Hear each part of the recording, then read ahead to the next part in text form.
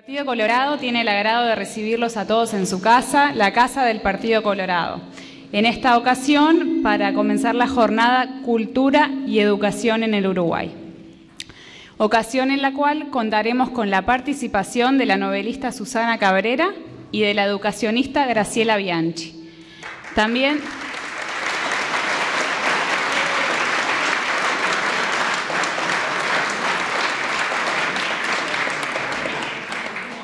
También contaremos con la presencia del concertista internacional en guitarra Álvaro Córdoba, a quienes mucho le agradecemos su colaboración por haber venido.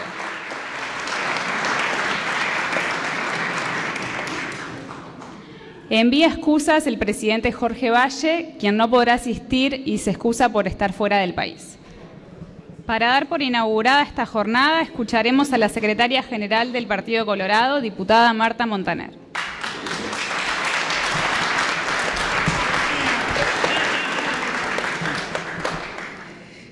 Bueno, en primer lugar decirles a todos muchas gracias por estar hoy acá presente en esta casa, en la Casa del Partido Colorado. Saludarlos a todos, especialmente al presidente Julio María Sanguinetti, que nos honra con su presencia.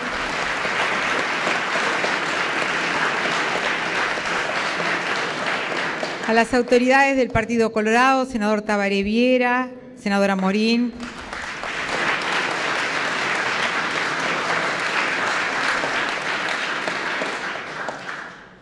A todas aquellas autoridades que no las esté viendo, pero que no es omisión, pero quiero saludar también especialmente a quienes han colaborado y dejaron gran parte de su vida en pos de este Partido Colorado, como el doctor Aguerre, Didier Operti, un gran canciller, el contador Dabrié, que lo veo tímidamente bajo perfil también. Muchas gracias por estar acá. Les agradezco a todos los colorados que están presentes, a todos los jóvenes que han venido acá. Yo creo que han llegado esta noche atraídos por los dos temas que nos convocan, la educación, la cultura. Pero también creo que se han sentido atraídos a llegar a la Casa del Partido por la calidad de la gente que hoy tenemos acá en esta mesa sentados como panelistas.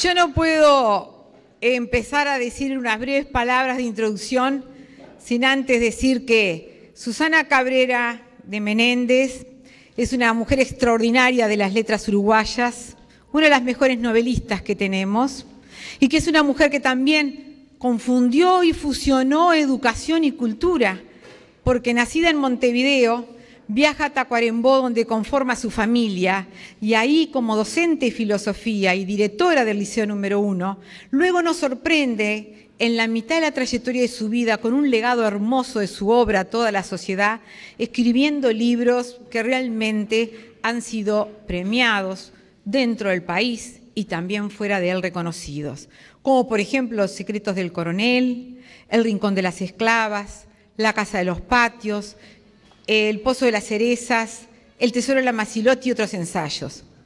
Susana ha sido una mujer que hoy la vamos a escuchar porque nos va a convocar a la reflexión, no tengo duda, y le pedimos que hablara sobre cultura. Bueno, ¿qué decir de la abogada, escribana, docente, directora, no sé, de la directora Graciela Bianchi? Una mujer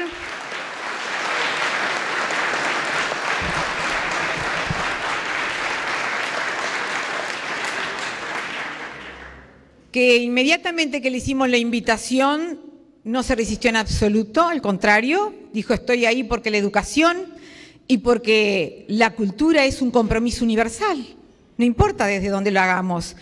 Bueno, creo que es una mujer que realmente tiene una fuerte formación, no tengo duda, con respecto a la convicción, a la firmeza y a la vocación que tiene. Fue polémica, fue expuesta a la parte mediática, se coincidirá o no, pero tiene muy claro el rumbo de la dirección de la educación y el objetivo que se persigue. Por eso la tenemos también para escucharla hoy.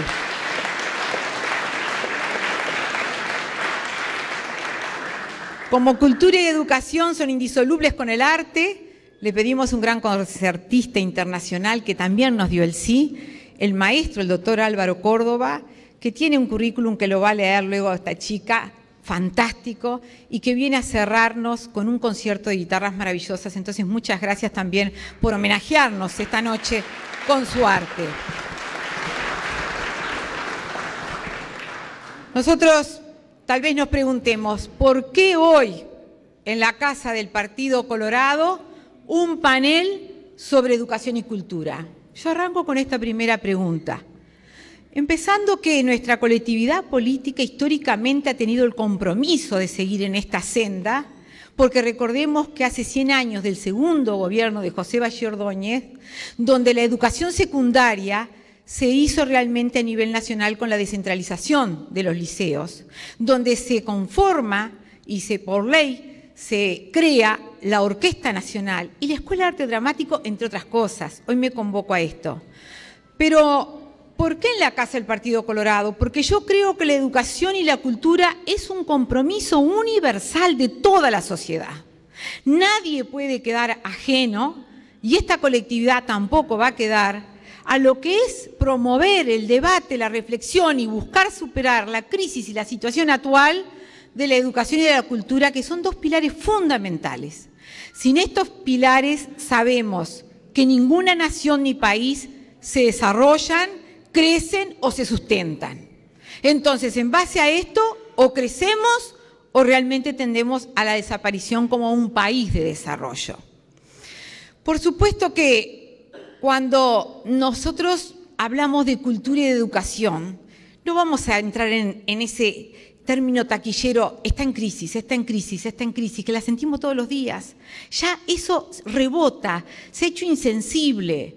Nosotros decimos, cultura y educación la vamos a analizar, porque sabemos que la cultura no es lo mismo que la educación, ni la educación va a resolver todo a través de la cultura. Pero lo que sí queremos decir es que lo que no podemos quedar es solo con la preocupación del vaciamiento del contenido de la cultura, ni tampoco podemos mirar la metamorfosis que está sufriendo la cultura, ni tampoco podemos quedarnos de brazos cruzados frente a la adulteración de la cultura. Tenemos que hacer algo, porque aquellos que dicen que la cultura ha desaparecido, se está vaciando, se está sustituyendo por la poscultura o la contracultura, están aceptando que el hombre quede vacío de las cosas más importantes como son la sensibilidad, como ser la parte humana y espiritual, para tener una compulsiva obsesión de consumir objetos inútiles y superfluos que hacen que se despoje de toda la parte humana para perder la conciencia hasta de sí mismo y de los demás. Y cuando perdemos la conciencia de lo que somos y de los demás que nos rodean, empezamos en una sociedad conflictiva que comienza con la pérdida de valores, comenzando por la falta de respeto y terminando con la violencia actual. Por eso es que el Partido Colorado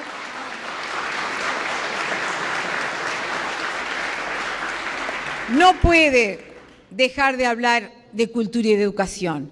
Si dejamos de hablar de cultura y de educación, lo más terrible que nos puede pasar es perder la línea divisoria, esa que divide lo superior de lo inferior, esa que divide lo mayor de lo menor, la que divide la instrucción de la ignorancia, la que divide la civilización de la barbarie, la que divide la inmadurez de la madurez. Y cuando esto sucede, viene el fenómeno de la inversión. ¿Qué pasaría si estuviera por encima la ignorancia de la intrusión? ¿Qué pasaría si estuviera por encima lo menor de lo mayor? ¿Qué pasaría si estuviera por encima la barbarie a la civilización? Pasaría lo que nos está pasando. Habría una inversión de valores y esta sociedad estaría realmente perdiendo lo más valioso que hemos tenido en años, una sociedad de una república justiciera y de equidad social.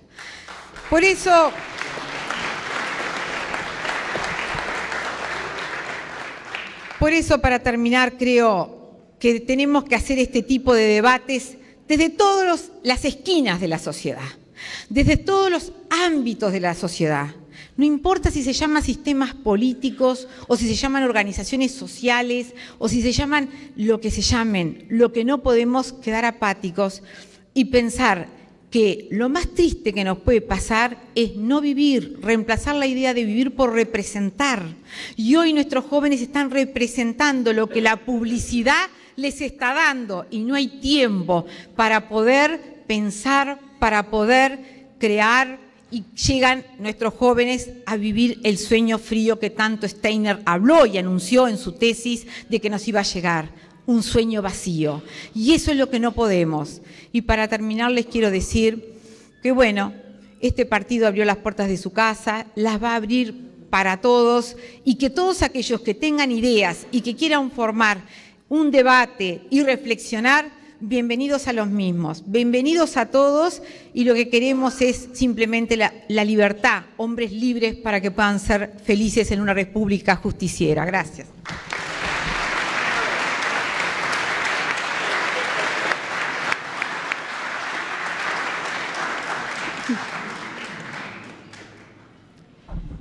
La profesora Graciela Bianchi es profesora de Historia, egresada del Instituto de Profesores Artigas, es escribana y abogada. Directora efectiva desde 1994 del Liceo número 6 Francisco Bauzá de Montevideo. En el año 2005 fue designada prosecretaria general del Consejo de Educación Secundaria. En el 2007 asumió como secretaria administrativa del CODICEN de la Administración Nacional de Educación Pública hasta el 23 de julio del 2010, en que renunció volviendo a la dirección del Liceo Bauzá. Reconocida educacionista, con especialización en gestión de instituciones educativas, ha realizado y participado en cursos relativos a su profesión, tanto a nivel internacional como nacional. Le damos la palabra. Buenas noches. Cuando uno inicia este tipo de conversaciones, de charlas, yo a veces pienso, no sé por qué me vino a la mente ahora un aviso de cigarrillos que ahora no se puede fumar porque no se puede, si no son de marihuana. Que decía en una época, los que peinamos canas, aunque nos tiñamos, lo sabemos, ha recorrido un largo camino, muchacha. Y yo, que ya tengo 58 años, me pienso yo misma, antes de pasar por muchos procesos, antes de la dictadura y todo lo demás, conversando en la casa del Partido Colorado y me desconozco. Y sin embargo hoy lo hago con mucha alegría y pienso, los procesos históricos siempre son positivos, aunque tengan aspectos que notoriamente nos resultan negativos, porque estamos en un momento de la evolución del país, de la historia del país, que necesita que nos volvamos a juntar todos, no importa a quién votamos, siempre que tengamos algo que aportar, y hacerlo con respeto, sin descalificaciones, sin agravios, sin ofensas, y respetar la tradición que todos los partidos políticos en este país, con aciertos y con errores, tienen. Yo una de las cosas que más le responsabilizo al partido que voto, o que voté hasta ahora, es que creímos que éramos dueños de la verdad, y lo que hicimos fue pretender adueñarnos de la verdad y, como yo decía en una manera no muy académica, pero desde mis cargos de confianza, estamos revoleando el poncho, no estamos pensando, no estamos respetando los que nos antecedieron, que no en vano se gobierna un país casi 200 años. En consecuencia, esto lo digo como profesora de historia, porque yo no soy profesora de Derecho, yo soy profesora de Historia. Después al mismo tiempo hice notariado y después hice abogacía. Pretender desconocer todo lo que hicieron todos los partidos en este país es de mucha soberbia. Y yo sé que me traigo muchos problemas, pero me gusta decir la verdad, y este proceso arrancó mal en el año 2005. Habría que haber aportado lo que nosotros pensábamos que se estaba haciendo mal, y seguramente muchas cosas se estaban haciendo mal, respetando las cosas que se hicieron bien y sumar y no restar. En consecuencia, esto que parece tan sencillo en el Uruguay nos trae muchos problemas a muchos de los que estamos acá. Imagínense a mí, que además no tengo un apellido notorio ni nada por el estilo, soy simplemente una trabajadora. Así que bueno, esas cosas las quería compartir con ustedes, aunque parezcan muy simples. Yo voy a ir siempre que me lo requieran, ya lo dije en otra oportunidad que estuve en esta casa. Yo soy una servidora pública, tengo la obligación de rendir cuentas de lo que hacemos y de lo que nos parece que tenemos que hacer. En consecuencia, siempre que sean partidos democráticos, que por suerte todos los que tienen representación parlamentaria lo son, yo voy a ir siempre, aunque esto me traiga costos de rechazo, de calificarme de traidora, porque hay mucha, lo que tú decías, hay mucha confrontación, hay mucha descalificación porque hay poca educación. Y la cultura en el sentido antropológico cada vez se piensa menos. Difícil es hablar de la educación hoy y no caer en lo que decías tú. Es decir, estamos en una tragedia. Por suerte lo dijo Gerardo Caetano, que no es Graciela Bianchi, que es un intelectual, un académico y que además está identificado con la izquierda, ¿ah? Como yo, pero él obviamente tiene una formación académica como profesor de historia y politólogo que yo no tengo. Yo tengo otra especialización. Hace muy poco tiempo, cuando presentó el libro el licenciado Corvo, dijo en forma expresa y reiterada que la situación de la educación pública, y yo diría de la educación en general, porque no creamos que la educación privada se salva del desastre, se disimula más, es una tragedia. Eso dijo Gerardo, y yo coincido, es una tragedia. O sea que tenemos que pensar cómo salimos de esta tragedia, no solamente de una crisis, salimos de una tragedia. ¿Cómo salimos de una tragedia? Yo creo que siempre hay que mirar a las fuentes. No tenemos que renegar, como decía, de nuestro pasado y de la gente que supo hacer las cosas. Varela no era Sarmiento, ni pensó igual, ¿verdad? Porque nosotros siempre tuvimos nuestra peculiaridad, nosotros nos nutrimos de fuentes intelectuales internacionales, pero lo pasamos por la metabolización de la cabeza de los uruguayos. Y creo que vamos a tener que volver a las fuentes. Y yo en este caso coincido también con Gerardo en que el vallismo, y en esto no estoy metiéndome en ninguna interna, ni mucho menos, porque ya bastante tenemos nosotros, es un ejemplo de lo que debe hacerse con la educación y en general con todas las actividades culturales para sacar a un país adelante. Nosotros tenemos un problema fundamental y es otra vez la integración de la sociedad uruguaya. En lugar de ser la integración de los inmigrantes, que fue el gran desafío de fines del siglo XIX y principios del siglo XX, gran parte del siglo XX, y que la educación pública, en especial uruguaya, y la escuela en especial, y la educación secundaria, que tuvo una masificación de la que tanto se asustan y parece que descubrieran algo nuevo. Siempre que le vemos defectos a la educación secundaria decimos, es producto de la masificación. No, es producto de la estupidez humana no descubrir cuáles son los verdaderos problemas y no echarle la culpa a la masificación, porque siempre, de acuerdo al tamaño que tenía el país y de acuerdo a la cantidad de población, fue masificadora. La gran diferencia es, y esto coincido con Gerardo en el sentido de que no es una utopía con efecto retroactivo, sino que es ir a las fuentes, como los franceses me imagino que irán a la Ilustración y toda la sociedad occidental va a la Ilustración, y no reniega de ella. Tenemos que buscar en la educación desesperadamente otra vez la integración social, ya no más de los inmigrantes analfabetos en idiomas extranjeros, como era mi familia, por ejemplo, que yo siempre lo digo con mucho orgullo, mis abuelos eran jardineros y mis abuelas empleadas domésticas.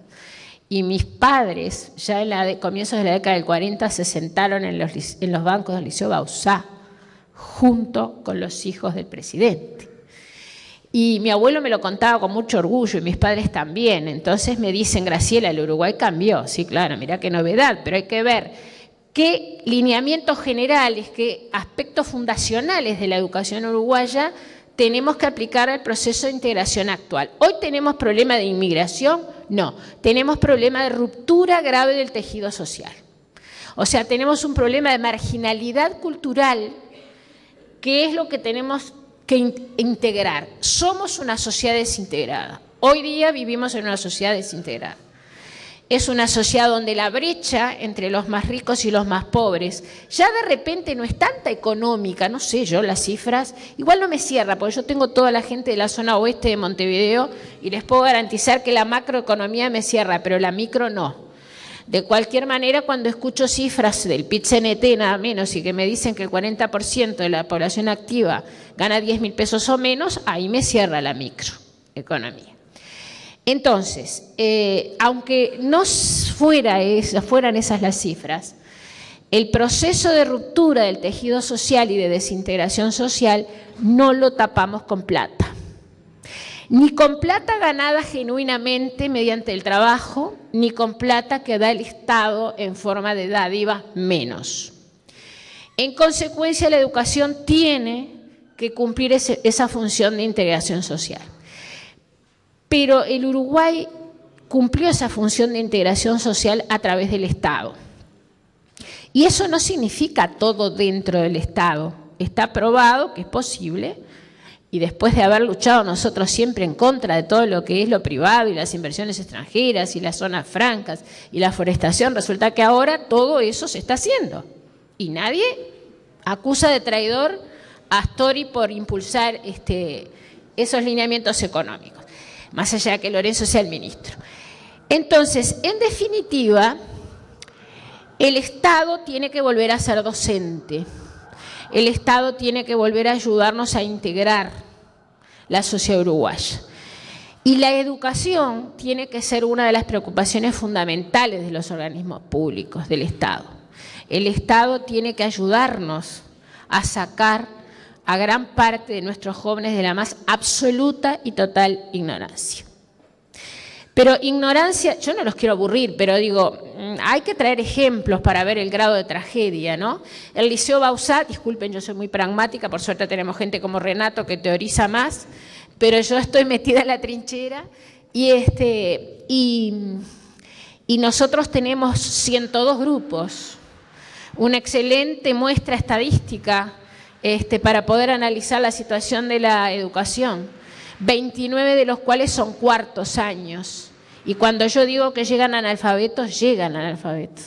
Y cuando hacemos las pruebas diagnósticas a comienzo de curso, uno se espanta. Recuerda a Borges que será a los argentinos que los une el espanto. A mí me une el espanto también. Y hay pruebas diagnósticas, reitero que no los quiero aburrir, pero para que les sirva de ejemplo, quinto humanístico, estamos ya a las puertas de egresar para ir a la universidad y se supone, o si no para la vida, no hay problema, no se oponen. Y los profesores ponen pruebas diagnósticas en educación ciudadana y ponen con nombre y apellido y ponen preguntas como por ejemplo cómo se llaman los poderes del Estado y quiénes integran cada uno de ellos. ¿De qué manera un ciudadano participa directamente en el gobierno de su país? ¿Por qué el hombre necesita vivir en sociedad? ¿Cuántos intendentes en las elecciones municipales se eligen a nivel de todo el país y cómo se llama el intendente actual de Montevideo? ¿Uruguay qué forma de gobierno posee? Digo, no los voy a aburrir con el resto de preguntas. Esta prueba que tengo yo acá la hicieron 12 alumnos de un grupo que no es de los peores ahora. Solamente un alumno sacó aceptable y los demás todos insuficientes. Entonces, cuando a mí se me acusa de ser académica, elitista, exclusora y todo lo demás, digo que es una tragedia. Porque además estamos en quinto humanístico. En consecuencia, puedo darles muchos ejemplos, en sexto de ingeniería que no reconocen una ecuación de segundo grado, o alumnos de cuarto que tienen falta de ortografía en su propio apellido, es decir, no articulan una oración. Ustedes han oído a los decanos, sobre todo al de ingeniería, que es el que más ha salido a la luz pública, diciendo que menos del 8% comprendió un texto simple, porque no tienen comprensión lectora. Entonces, cuando se nos acusa de elitistas, de ser exclusoras y en definitiva pretender tener un nivel académico que no corresponde, la pregunta es, ¿cómo hacemos para construir ciudadanía? Porque creo que hoy es la primera prioridad que tiene la educación pública uruguaya, construir ciudadanía. Construir ciudadanía. Yo no tengo otra prioridad en el instituto que dirijo. Por eso a mí se me conoce como la directora rebelde, a veces me paso un poco de la raya con los reglamentos. Bueno, después de todo, en un país donde la política es más importante, lo político es más importante que lo jurídico, yo puedo decir que lo educativo es más importante que lo reglamentario. Y cuando yo intento hacer alguna innovación y cada vez me resulta más difícil, y se los digo mirándolo a los ojos a la clase política que está en actividad, cada vez nos resulta más difícil por aquello de que uno bueno vendrá, que uno malo vendrá, que bueno te hará. Lo que más nos importa es construir ciudadanía. Y es lo más difícil, porque en esta apertura de la brecha por la marginalidad cultural, se nos va la República. Y yo creo que ya estamos en riesgos serios. El desconocimiento y la falta de interés y la falta de participación de nuestros jóvenes, a pesar de que acá hay algún alumno mío que no se enoje, en la cosa pública es resultado de toda esta tragedia de la educación. Yo el otro día estaba mirando, me parece horrible, ¿no?, la agresividad, la violencia, pero estaba mirando la lucha de los estudiantes chilenos, no me pronuncio sobre el fondo del asunto, pero hay un grupo importante, un movimiento estudiantil importante. Nosotros tuvimos un movimiento estudiantil importante en distintas épocas. Ahora no funciona ninguno de los que están creados por ley, los famosos consejos de participación. Hay una absoluta indiferencia a cualquier tipo de iniciativa en ese sentido, excepto un pequeñísimo grupo de sobrevivientes. Entonces, la educación pública en especial, pero la educación en general, tiene que construir ciudadanía para salvar la República. Y no hay otra manera que con el mantenimiento del nivel académico. Si no mantenemos nivel académico, no hay manera que aprendan a aprender, como se dice hoy habitualmente y parece que fuera una cosa tan novedosa. Si de primaria egresa casi el 99% y en secundaria, en primer año del ciclo básico, repite el 49%, debería tener que repetir más del 60%, seguro. Enero y febrero, ¿qué hicieron? ¿Desaprendieron la tabla del 2? Entonces, ¿qué medidas concretas tenemos que tomar? Sobre la base de no perder de vista que lo más importante es salvar la República y construir ciudadanía. Que nuestros alumnos, que nuestros hijos, que nuestros nietos se alfabeticen en primaria, cosa que no sucede. Vamos a dejar de enseñar Pedro Figari en primer año de primaria, porque eso es lo que se está haciendo. Alfabetizar en primaria, básicamente alfabetizar en primaria. Hay que ponerles las manos a primaria. Primaria hace menos ruido porque la gestión no funciona tan mal, pero es un desastre lo que se está haciendo con los chicos. Salen de primaria, ustedes si tienen hijos y si tienen nietos se espantan, sin saber leer, escribir, comprender absolutamente nada. Tienen las XO, con lo cual profundizamos la mala utilización de los medios tecnológicos de formación e información. Porque hemos democratizado el uso, como dicen muchos estudiosos, pero en realidad lo seguimos metiendo dentro de una computadora cuyo contenido en realidad no lo construimos nosotros. Y secundaria hay que organizarla de nuevo y tenemos que tener una secundaria media básica que incluya la tecnológica, la técnica, Porque yo no estoy de acuerdo con los muchachos que solamente aprieten tornillos. En primer lugar, porque no hay ciudadanos si solamente aprietan tornillos, pero además no sé si hay mucho tornillo para apretar, ¿eh? Pues yo industrias nuevas no veo, excepto las que ocupan muy poca mano de obra. En consecuencia, ese lenguaje y ese efecto facilitador o ese discurso facilista y facilitador que fundamenta el pobrismo, de que no importa, pero que salgan rápido y sean buenos obreros de la construcción, me parece genial. Pero que sepan votar, que sepan pensar, que sepan las cosas que no saben. Y después la educación superior, también tecnológica y también general. Y terminar con la discusión si es terminal o no es terminal la educación superior, si la educación media es básica o no es básica, si es terminal o es camino a la universidad. Siempre que hicimos secundaria, siguiéramos a la universidad o no, fue terminal, porque lo que nos daba era la formación integral para poder seguir adelante en un trabajo, en un país de servicios, fundamentalmente en un país de servicios donde la educación general tiene que ser de muy buen nivel, rediseñándola, y lo mismo con la Universidad de la República. La Universidad de la República es una universidad para ricos. El 0.4% del alumnado es del quintil más bajo de la sociedad. En consecuencia, toda la población está sosteniendo una educación superior a la cual no pueden ir los hijos del quintil más bajo de la sociedad. Es una pésima universidad para ricos. A mí no me seducen las teorías o el paradigma de la inclusión facilitando, pero estoy perdiendo, estoy quedándome sola. El paradigma de facilitar sin el esfuerzo, sin el estudio, sin el trabajo como valor, es el que está triunfando y se está consolidando a nivel de las más altas autoridades. En consecuencia, los que estamos en la trinchera estamos perdiendo. Y eso es una importante advertencia que les hago, porque de pronto ustedes están en otro nivel de discusión, pero esa es la realidad. El paradigma que nosotros tenemos y que tiene la mayor parte de los docentes del Liceo Bauzá, que la educación, yo no tengo que enamorar a un estudiante, como se dice ahora, para que estudie. Como decía Barilco, la educación para el adolescente o para el niño es el trabajo. Tendrán sus horas de esparcimiento, de todo lo lúdico, pero como decía Barilco, yo no me voy a disfrazar de payaso para enseñar a Borges.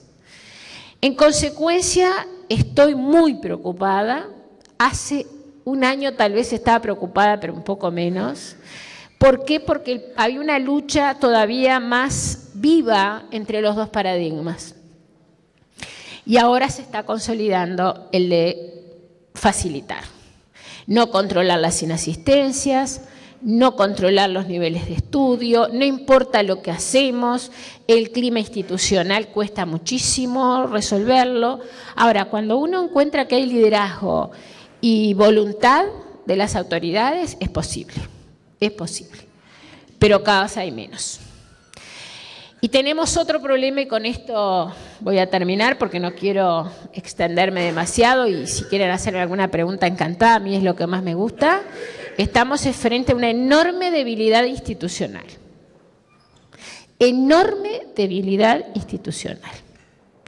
Que se manifiesta ya no entre la marginalidad cultural de los sectores sociales que han tenido más dificultades por las últimas crisis, sino que se manifiesta en las más altas autoridades, incluso de nuestros consejos de educación.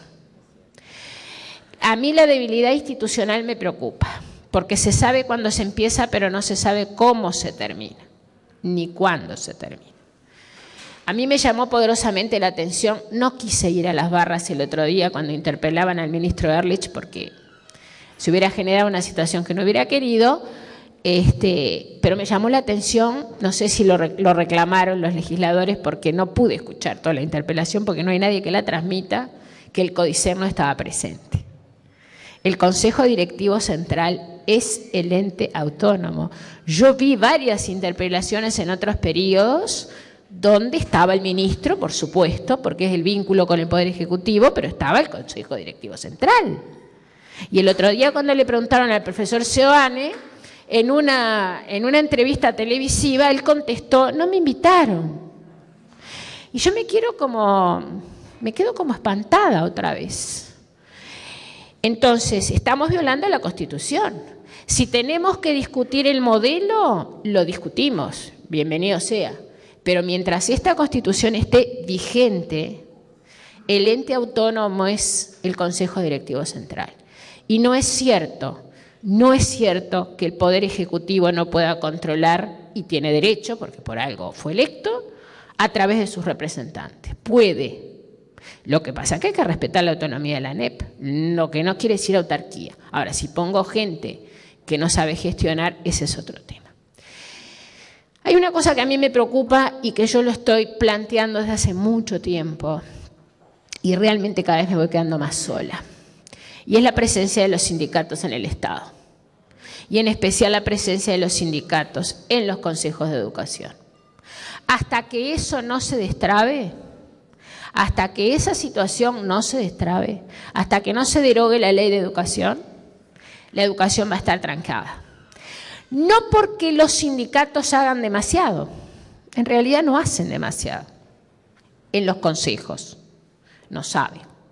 Y ser patronal y empleado al mismo tiempo no funciona.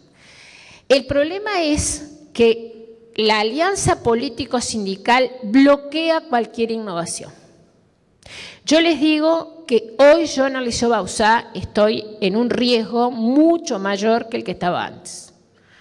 Porque las pequeñísimas innovaciones que estamos haciendo y que están dando resultados, humildes, pero están dando, tampoco sirven porque implica el paradigma del esfuerzo y del trabajo. Y cuando yo me quejo del último concurso, me quejo no solamente porque no me gustan las cosas que están mal hechas, sino porque es la consolidación del modelo que ya dábamos por superado, que es el modelo autoritario de verdad, fiscalista y fiscalizador.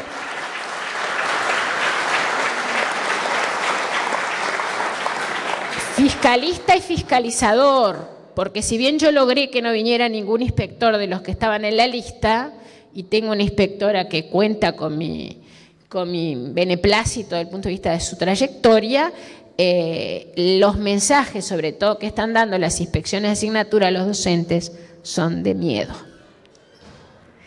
La palabra hay que usarla. Los profesores tienen miedo. Y si no hay un liderazgo muy fuerte que los respalde, tienen miedo. Y cuando yo anuncié el otro día con mucho dolor en el alma que el 28 de febrero me voy, me jubilo, porque entiendo que llegué a un techo, y fíjense qué ironía, en septiembre del año pasado en la Fundación IDEAR del Partido Nacional, yo estaba en plena cruzada de que no cesaran a los profesores de 35 años o más. Y ahora acá en la Casa del Partido Colorado les digo, por este camino no hay solución. Si no rompemos realmente todas esas situaciones que dijimos, derogar la ley de educación, romper la alianza político-sindical, hacer una oposición responsable en el sentido de apoyar el paradigma del esfuerzo y del trabajo, yo personalmente, y con esto sí termino, no expongo a los 415 docentes que tengo a sanciones o a que les bajen el puntaje. En consecuencia, por eso hoy estoy más preocupada que hace un año y por eso, si bien hay que tener un espíritu muy positivo, creo que la única manera de salir es iniciando una cruzada donde se forme una comisión de esas potentes, como aquel, digamos, sin tener demasiadas aspiraciones, pero ni compararnos con esas situaciones, pero aquella sociedad de amigos de la educación popular de fines del siglo XIX, pero algo muy parecido, porque solamente la sociedad puede volver a firmar el acuerdo y el pacto y el contrato con la educación. Por el lado de las autoridades no va a venir. En consecuencia,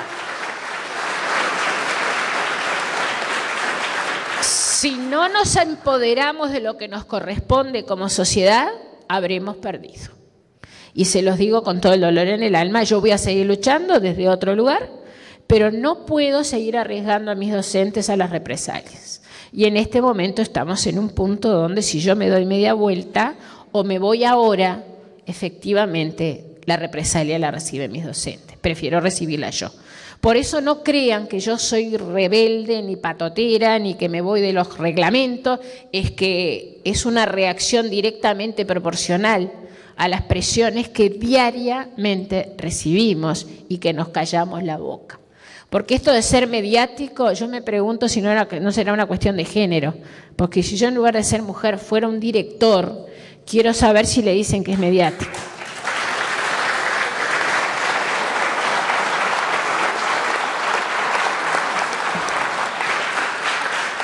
El profesor Rama no está acá, pero si estuviera, sabe que yo tuve muchos acuerdos y muchas discrepancias y que me ligué todas las ocupaciones de su gestión.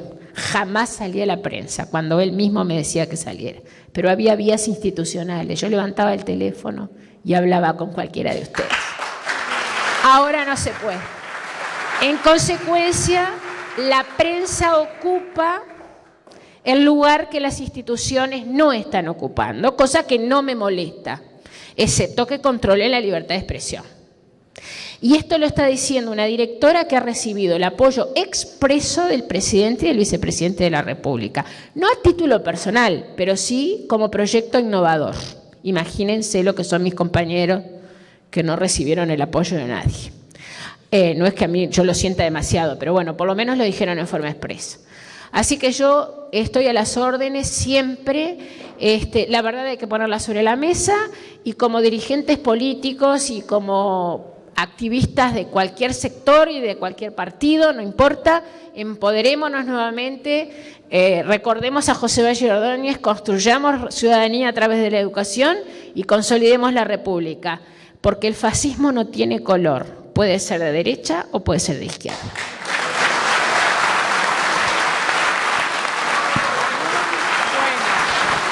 Quiero saludar y agradecer. Excelente.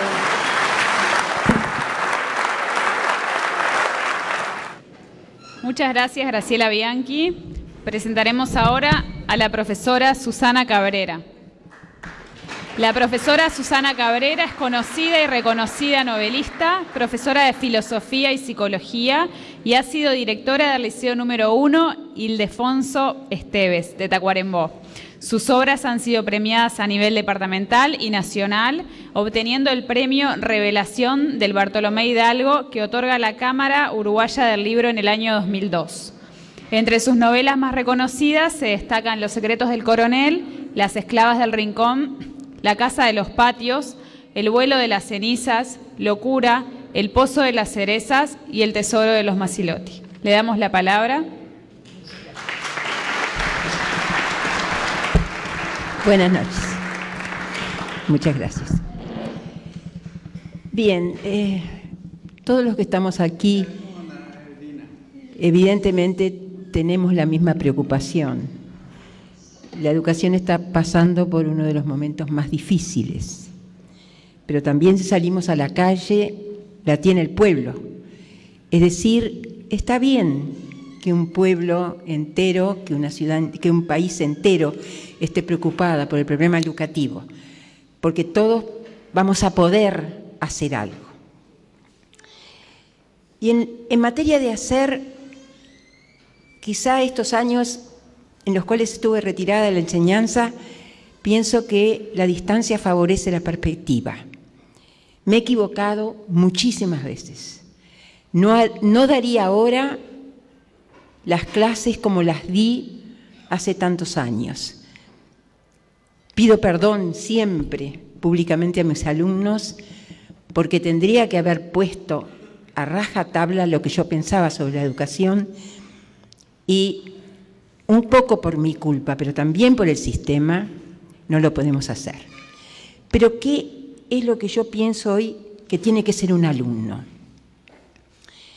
Y pensando en lo que dicen los alumnos y pensando en lo que dicen los padres, un alumno tiene que ser un individuo que vaya contento al centro donde está trabajando. Un alumno que no pidamos de él nada más que la sujeción al programa, sino que seamos capaces de crear seres pensantes, de que puedan tratar los temas con amplitud. Es decir, desde el lugar físico, nosotros estamos teniendo una educación que la tomamos de los franceses lo tomaron los prusianos. Entonces, esta situación de sentar a los alumnos separados y ver la nostalgia, eso es nostálgico, porque cuando los alumnos hablan en clase, evidentemente hablan para molestar, pero si pudieran hablar sobre el tema, si se intercambiaran ideas.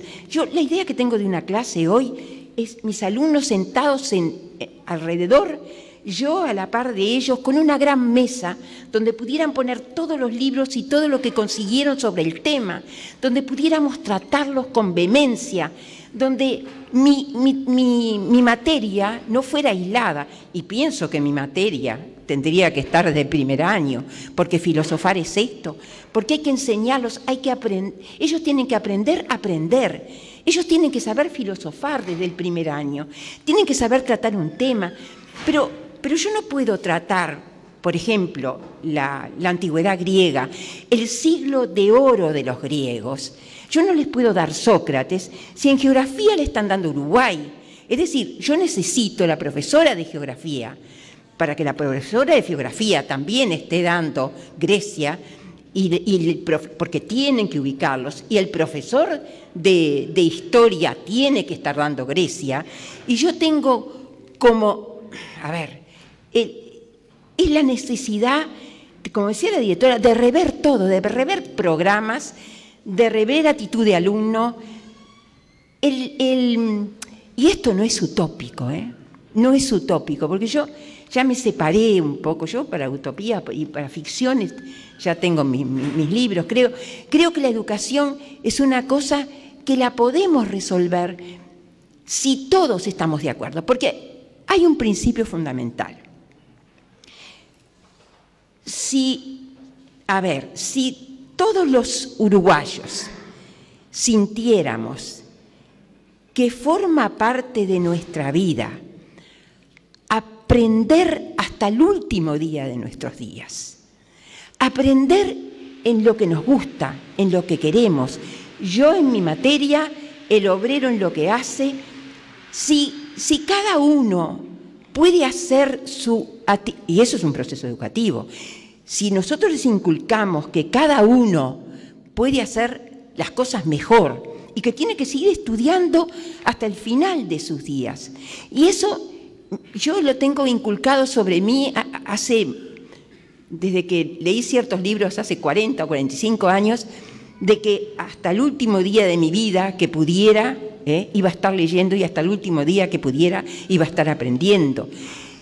Pero no solamente es aprender, sino que hay un ítem que está grabado a partir de una situación muy difícil mundial que sucedió en los anales de educación de ese país, en donde se dice que no es solamente aprender, sino que el individuo tiene la obligación de comunicar primero a su familia y después a sus amigos y después a la sociedad lo que ha aprendido. Este manejo de la educación a mí me pareció siempre sorprendente. El alumno que va a la escuela, yo voy a hablar sobre todo de la educación media, que es en donde estuve, el alumno que va al liceo y vuelve a la casa y le comenta al padre o a la madre qué interesante fue una clase, por ejemplo, de historia. Ese momento que el alumno se transforma en maestro para sus padres. Esos padres que algunos pueden ser analfabetos. Y uno piensa, bueno, y en esta educación que pretendemos, en donde podamos aportar ideas, ¿qué lugar tienen los analfabetos? Bueno, yo estoy hecha rajatabla con la Estañero de Munar que me selló en los 3 principios valerianos y en la alfabetización. Yo creo que tener cada vez los niveles más bajos es importantísimo para un país, pero ¿qué hago con los analfabetos? Y los analfabetos deben tener todo el respeto y debemos incluirlo en el sistema educativo. Yo voy a contar una experiencia muy brevemente que me sucedió en el liceo, estando en la dirección. Se hizo un programa muy interesante de incluir, anexar algunas materias de UTU en el liceo. Me dieron para elegir y yo elegí cocina, porque son 10 entre las chicas, y elegí jardinería. En jardinería tenía que tener 2 profesores, uno fue un egresado creo que era de Don Bosco, y después fui a ver la plantilla que tenía UTU. Y de lo que tenía UTU, elegí a un personaje que lo voy a nombrar porque realmente me conmueve hablar de él, que fue un profesor que se llamó, los alumnos le pusieron el don adelante, don Ariceta. Ariceta era el apellido. Yo recuerdo a don Ariceta doblar la esquina del liceo con un paquetito era profesor de jardinería, con sus palas, que no las cambiaba por ninguna, y un portafolio de cuero pequeño. Los alumnos lo iban a buscar y lo ayudaban a traer. Tenía alrededor de 70 años. Don Ariceta nunca tuvo un problema de disciplina. Los alumnos lo aprendieron a respetarlo. Yo estoy segura que él era analfabeto. Y yo cargaba sobre mí la responsabilidad de que el consejo lo supiera y tuviera que entregar el cargo. Pero eso es lo que tenemos que pensar, todos podemos ser. Y acá yo quisiera dar una acepción de la palabra cultura, porque esto está unido con cultura, una acepción de la palabra cultura que se une con esto. Hay una obsesión que se da con un ejemplo. Un campo sin cultivar es naturaleza, un campo cultivado es cultura. ¿Qué quiere decir? Que el hombre es el hacedor de la cultura. Es el único ser sobre la tierra que puede crear cultura. Quiere decir que ese hombre analfabeto, que trabaja la tierra, que aquellas manos, como dice la poetisa, hechas de caricia para la tierra, yo nunca vi nadie que mejor la tratara, más bonito estuvo el liceo de plantas y de hortalizas. Ese hombre es un hacedor de cultura, nos está a nosotros, y eso es lo que nos une en el mundo. Hay una canción de Tabaré Cardoso que dice: ese hilo sutil que une Moscú con Belén. Bueno, este hilo sutil, el de que todos podamos ser hacedores de cultura, nos une en el mundo. Y esto es lo que puede terminar ayudándonos a crear grupos. Es decir, yo como alumno voy a casa, y como los temas fueron tan interesantes, los puedo comentar, y la madre que lo recibe y a veces no sale de la casa lo comenta con la amiga que viene, y se forman lo que se llaman los grupos culturales. Y yo voy a poner un ejemplo ahora después de lo que fue realmente un país que tuvo que hacerse cargo de esto. El tema de incluirnos todos para salvar una situación es porque realmente la educación y la cultura están tan íntimamente ligadas que el trastocamiento de una supone el trastocamiento de otra. La pregunta ¿es realmente nuestra educación permanente? Nosotros decimos que sí y nos vanagloriamos, pero la verdad es que la educación nuestra se llama educación permanente, poder entrar y salir del sistema educativo desde el nacimiento a la muerte. No es permanente, como la cultura no es permanente. Y quiero poner otro ejemplo porque creo que los ejemplos prácticos son los que hacen entender este movimiento. Cuando yo era estudiante del Instituto Normal, había un día que el Sodre entregaba los abonos para los estudiantes. Con una compañera nos turnábamos porque teníamos que faltar una clase para correr y hacer la cola del Sodre para conseguir el abono que haría que entráramos después durante todo el año a muy bajo precio. Yo vi cosas maravillosas y quiero comentarlas por esto de contar y recibir. Vi a Alicia Alonso, que es quizá la mejor bailarina de ballet del mundo. Vi a Ima Sumá, que tenía un registro de voz inigualable. A Marian Anderson, al Marqués de Cuevas, a Sumin Meta. Tuve el privilegio de ver a Jascha Heifetz. Todo eso por un precio muy bajo. íbamos a verlo. Porque cuando existe el tremendo problema de tener que pagar, es muy complicado. Pero, ¿qué pasó? Llegué a Tacuarembó y la verdad que yo extrañé mi familia, pero extrañé esa cultura que me la sacaban como un desgarrón. Yo más de una vez me inclinaba sobre los diarios viendo lo que venía del Sodre y yo no podía hacerme 10 horas como era antes con camino de tierra a venir a ver lo que... Pero 50 años después me pasa lo mismo, exactamente lo mismo. La cultura la tiene Montevideo, ahí está concentrada. Bueno, ustedes dirán, diga usted algo, a ver cómo se puede hacer. Yo siempre creí enormemente en las pantallas culturales. ¿Cómo no un gobierno y una intendencia no puede hacer que haya fijas en un pueblo una pantalla en una plaza y otra pantalla, en mi caso, en el barrio López, allá, en donde en el mismo momento que está el concierto, yo lo vea? ¿Por qué se me prohíbe la cultura? ¿Por qué yo no la tengo? ¿Por qué tengo que ver los pantallazos de una televisión que pasa y me muestra ahí el ballet de Julio Boca en un pantallazo, cuando yo quiero ver la gente entrando al teatro, cuando yo quiero ver la gente...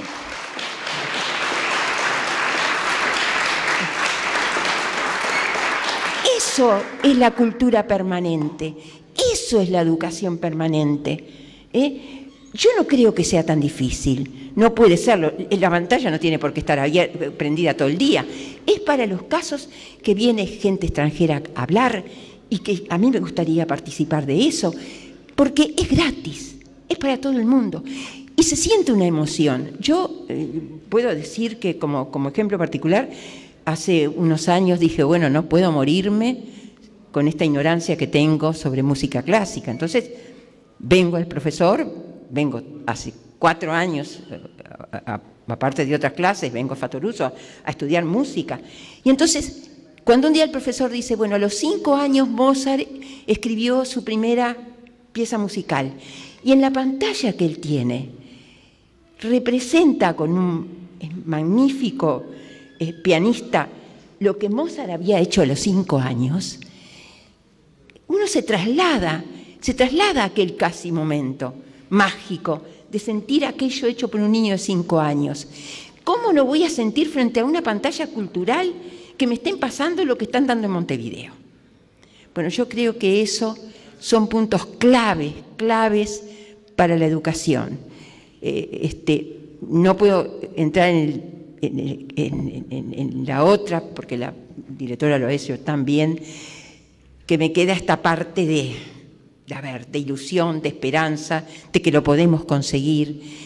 En materia de cultural podemos aprovechar todo, porque hay además ejemplos en la vida, es decir, como yo recuerdo que cuando Julio Boca llegó a Tacuarembó, iba a actuar a las 8 de la noche en un club que estaba a media cuadra de mi casa. Yo a la 1:30 me asomé y ya había gente en la cola, me fui enseguida. Estuvimos desde la 1:30 hasta las 8 y la cola era interminable, daba vuelta, giraba en Tacuarembó, porque la gente está ávida de eso.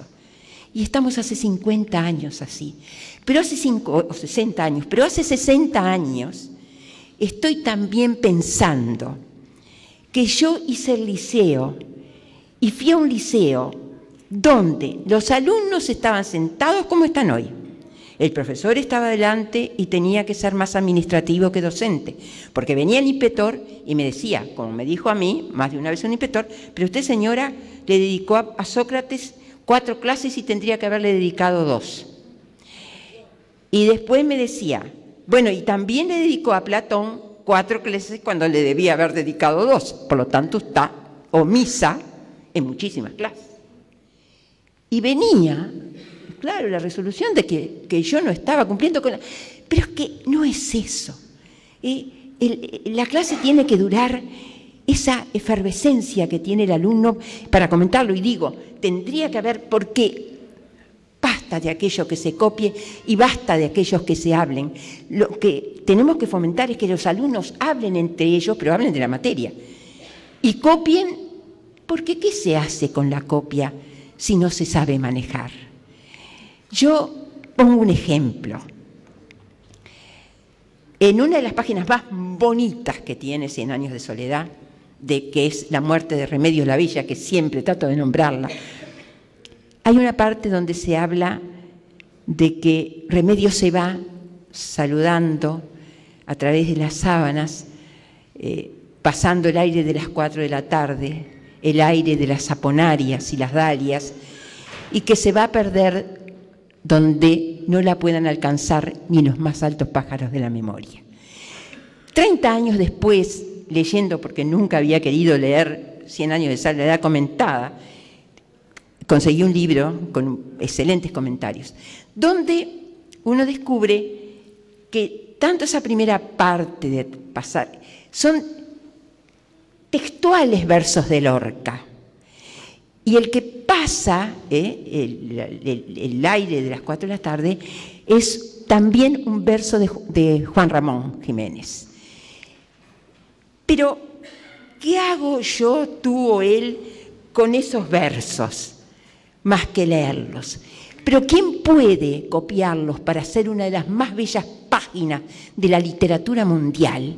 Hay que sacarle el sombrero, porque no es copiar, no es copiar, es saber. El alumno no tiene por qué copiar, el alumno tiene cómo saber que utilizar eso que copia. Y Borges decía, yo he pasado mi vida copiando de las enciclopedias, porque es claro, pero después es lo que elaboramos con eso. Pero decía, si hace 50 años que uno espera, o 60 años que uno espera que la cultura llegue a mi pueblo, a mi zona, que no es mi zona, porque bueno, yo nací acá, pero también hace la misma cantidad de años que las clases se dan exactamente igual y con un mismo programa, porque mi nieta que entró en primer año, una de mis nietas entró en primer año, y le digo, ¿qué dieron? Porque pensé, bueno, se han unido las materias, se están dando... No, están igual, compartimentadas, cada uno con lo suyo, y los propios profesores, muy buenos unos, más entregados otros, con problemas económicos, juntando horas para seguir luchando. Y por último, quiero recordar, porque es bueno recordarlo, un país que el 6 de agosto de 1945 le tiraron la bomba de Hiroshima. El país quedó paralizado de estupor. El Japón sintió la absoluta incomprensión de la maldad humana. Como no se rindió, 3 días después, otra bomba en el puerto de Nagasaki. Los telegramas que llegan al alto comando en Tokio dicen, en ese momento estaba, porque en Nagasaki estaba lo más granado del ejército japonés, estaban haciendo, en una enorme plaza que hay, estaban haciendo ejercicios físicos y no quedó uno solo vivo, no quedó nadie vivo. La pregunta era, ¿cómo se podía el Japón salir de esta masacre, de este tormento? No tenían uranio, no tenían petróleo, pero apostaron a la educación. Hay una educación que tenía como principio fundamental el saber que nos une a todos los hombres la inteligencia humana. Que, claro, ustedes me dirán, bueno, pero era un país de una educación milenaria del pensamiento, sí, pero también nosotros no olvidemos que tenemos una raíz muy buena por el lado de los griegos que la tenemos que tratar de fomentar y de seguir. No olvidemos que de los griegos salió el primer educador, que fue Sócrates, y lo que estamos haciendo hoy, pregonando, que es el diálogo con los padres entre sí mismos y entre todos, es socrático. Quiere decir que también nosotros tenemos una muy buena formación por ese lado. El Japón, ¿cómo sale? Con la educación. Es lo único que lo salvó. Y ante la pregunta de cuánto tardaría, 35 años después se publicó el Desafío Mundial. Ahí en el Desafío Mundial están todos los parámetros que se utilizaron, como esto de que todo lo que aprendían debería ser compartido, todos se debían formar grupos, cada uno de las industrias y de los comercios tenía que fomentar que su obrero fuera a estudiar aparte de estar ahí. 35 años después le costó, cuando se publica el Desafío Mundial, el Japón había vuelto a ser la primera potencia mundial. Quiere decir que nosotros estamos en un momento muy difícil, nosotros apostamos a que pueda cambiarse y pedimos que cualquier cambio tenga en cuenta el interior. Eso sí. Muchas gracias.